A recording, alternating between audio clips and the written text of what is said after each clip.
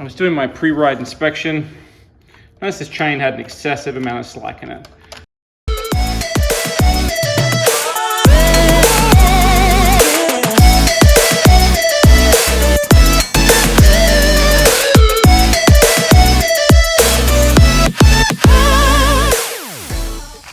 So we're going to go ahead, we're going to tighten that up.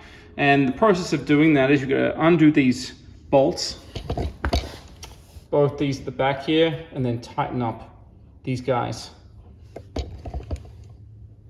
on both sides to tighten the chain. These are really tight from the factory, so I'm going to get a bigger wrench, make it a little easier for me to take these off. Just like the front, there's a 14 on one side, a 17 on the other. Get that on there. Get that crack and loosen that right up.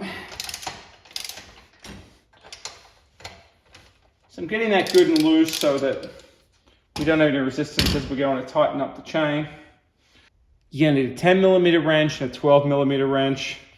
This nut down here is 10mm, this one's 12mm. You're going to want to loosen the 12mm one a little bit.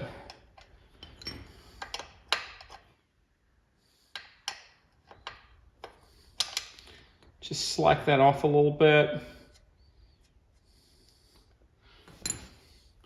Same on the other side. So what you're going to want to do is undo this nut. It's going to push this backwards and tighten the chain. So you want to be careful, try and do them both the same amount on each side.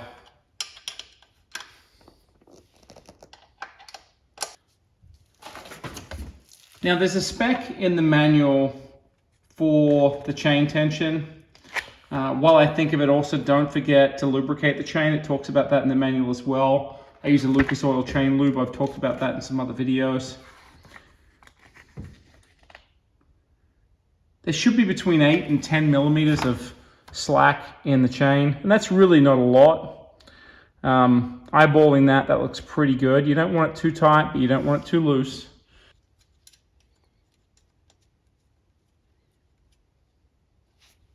You have a set of calipers. You can measure in between these two bolts to make sure you got it about the same. Okay, that looks good. So once you're happy with that, you can go ahead and tighten up all the bolts.